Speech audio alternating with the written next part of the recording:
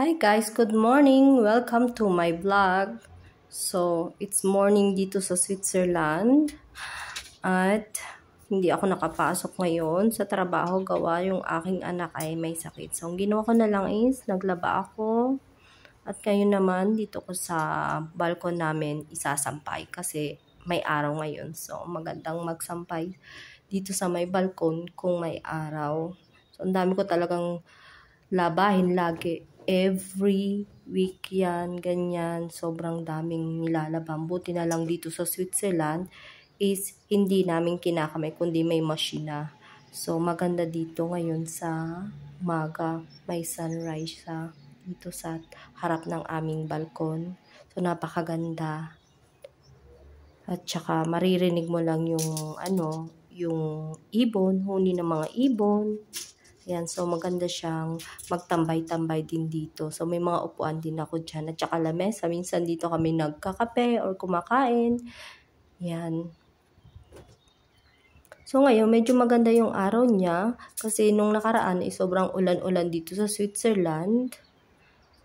Kaya medyo maganda. Masigla yung mga ibon, humihuni-huni. So masarap siyang pakinggan.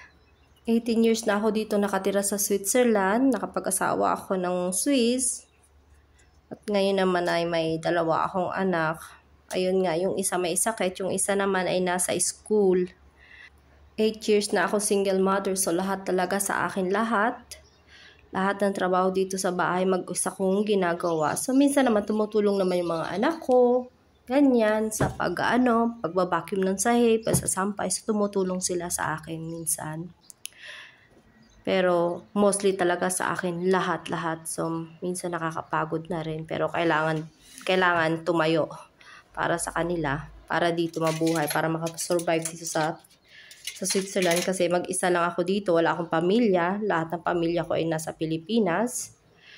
Kaya ako lang talaga lahat-lahat ang gumagawa.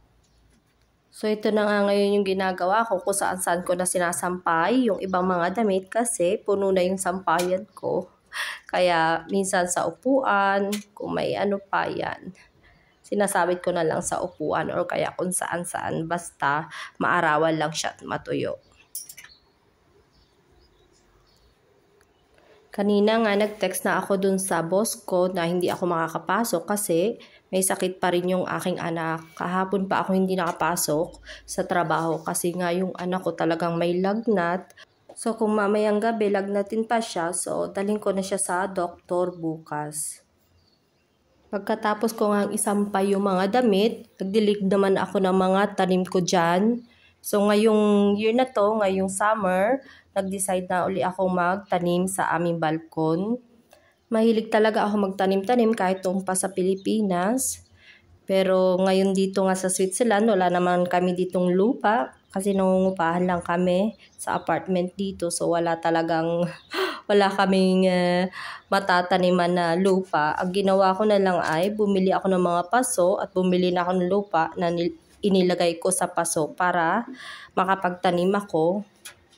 At saka maganda rin itong libangan, lalo na pag sobrang nai-stress ka na sa buhay dito. Minsan kasi sobra talaga nakaka-stress, nakakapagod, may trabaho, tapos yung mga bata, tapos trabaho pa sa bahay. So sobrang nakaka-stress minsan. So ang pagtatanim ay para sa akin is nakakabawas ng stress. So talagang parang stress reliever ko sila. Ayan, may mga trim kaming mga mints, peppermint ba yun? Ang tawag dito, peppermints. At ito yung holy basil, ang alam ko yan. Masarap yan sa karne. At iyan yung isa pang lemon melesi, peppermints din siya. At ito yung paborito ko na para siyang sibuyas. Schnitlaut ang tawag dito. So, amoy sibuyas siya. Yung dahon niya napakasarap sa mga sausawan. Meron din akong tanim dito na blackberry at saka raspberry. At meron din akong tanim na cucumber kasi gustong-gusto ng mga anak ko yan. So, yan yung mga tinanim ko, yung mga gusto ng anak ko at saka yung gusto ko. So, yung pet sign, mahilig din ako sa pet sign, tinarim ko rin. At nagtanim din ako ng mga mixed salad. Nagtanim din ako ng radish pero hindi pa siya masyadong sumisibol. Yan, pula siya na pabilog na radish. Masarap siya. Gustong-gusto rin siya ng mga anak ko. At nagtanim din ako sa kabila niyan. Kalahating radish yan. At saka sa kalahati naman yan ay spinach. Ito yung solar ng aking anak. Turtle solar. So, nagtanim din ako ng carrots. Yan, gustong-gusto din ng mga anak ko yan. So, ngayon naman, tapos na ako sa aking garden. Doon naman ako sa aking mga tupiin. Ayan yung anak ko nakadapa, nanonood. So, chill-chill lang siya muna dyan. Pahinga-pahinga. Kasi nga may sakit. Ayan. Naiinip din siya minsan dito sa bahay kasi dito lang siya nag-i-stay sa bahay. Kahapon pa. Yan, dami-dami kong tupiin. Actually, itong tupiin ko to is nung last week pa. Kaya lang wala akong time magtupi kasi nga sobrang busy. Ang dami kong mga ginawa. Ang dami kong mga kailangan unahin. Yan, sobrang busy talaga. Napaka-busy. Kapag single mother ka, tapos sa'yo lahat. Yan. So, minsan parang wala ka ng pahinga. Wala ka ng tigil. Kailangan mong gawin yung mga gagawin mo. Minsan naisip ko, gusto ko na umuwi ng Pilipinas kasi nandun yung pamilya ko. So, at least may tutulong sa akin, especially para sa mga bata. So, may magbabantay ng bata. Ayan, pero minsan iniisip ko rin na ano naman gagawin ko sa Pilipinas, anong ibubuhay ko sa mga anak ko sa Pilipinas. Nandito yung future nila sa Switzerland kasi nga half Filipino sila, half Swiss. So, inisip ko na lang na kailangan matapos sila dito ng school para pagdating ng araw, maganda yung trabaho nila. So, maganda yung kinabukasan nila. Kaya, tiis-tiis na lang muna ako dito sa Pilipinas, sa Switzerland para sa future ng mga anak ko. Pero talaga minsan naiisip ko talaga, nahihirapan na ako. Gusto ko na umuwi ng Pilipinas, magbubukid na lang ako doon, magtatanim ng kamote, ganyan. At least nandoon yung pamilya mo, pero talagang hindi pa pwede ako umuwi. So, hindi ko muna isipin yung sarili ko, kundi yung mga anak ko muna, yung future muna ng mga anak kong isipin ko. Anak, kain ka? Ha? Ayaw mo, hindi ka nagugutom? Kailangan ikaw kumain. May sakit ikaw eh. Ayaw niya kumain. Walang gana. Nood lang siya. Yung anak ko ayaw pang kumain. Walang gana kasi nga masama yung pakiramdam. So, ang ginawa ko, muna ako ng bed. Inayos ko naman ng kaunti, kahit kaunti yung bed para presentable naman, malinis tingnan. At pagkatapos nga nito ay ipapatas ko na yung mga damit na tinupi ko kanina sa aming mga cabinet para medyo doon naman sa may sala ay lumuag-luag kasi punong-puno kanina ng mga damit na hindi pa natutupi. Dito sa kwartong to, dito kami natutulog, ako at saka yung dalawa kong anak. Kasi ayaw pa nilang humiwalay ng pagtulog sa akin kasi takot silang matulog mag-isa. Gusto pa nila akong katabi. So, minsan, ginawa ko rin yun. Tinry ko na hiwalay yung aming mga bed.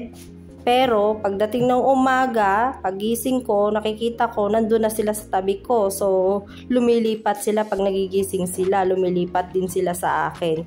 So, ginawa ko, wag na lang muna kaming maghiwalay ng pagtulog. Sama-sama muna kami ngayon hanggat maliit pa naman sila. So, okay pa. At saka masarap matulog pag katabi ang mga anak mo. Yung pagpapatas ko dyan, hindi ko siya masyadong inaayos kasi minsan pag kinukuha naman ng mga anak ko ay nagugulo rin. So, minsan kaunting ayos-ayos lang, hindi yung sobrang ayos kasi nga ginugulo din naman nila pag kumukuha sila ng mga damit. So, yun lang ginagawa ko. Basta't pinapatas-patas ko lang sila. Simpleng patas lang. Tapos, ito nga kwarto na to na tinutulugan namin ay bihira mo lang makikitang medyo nakaayos. Kasi pag may bata ka, talagang huwag ka mag-expect na lagi talagang maayos ang higaan or ang bahay mo. Kasi talagang guguluhin nila at guguluhin. Tapos, ikaw rin ang magliligpit. Marunong din naman magligpit ang mga anak ko ng kanilang mga laruan kapag naglalaro sila, pero talaga kadalasan nalilimutan nila magligpit. So yun, ano na lang dyan, nakakalat kung saan sa ilalim ng bed. Yan, sobra. Ito nga yung mga laruan ng mga anak ko. Dito lang sa harapan yan, sobrang gulo. Talaga, minsan mo lang siya makikitang maayos, ngayon sobrang gulo.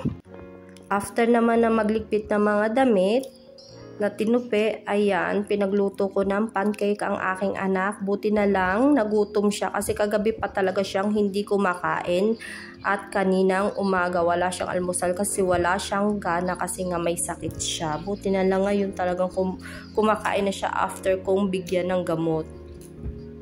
Pagkatapos kumain, nagigahiga siya para may pahinga.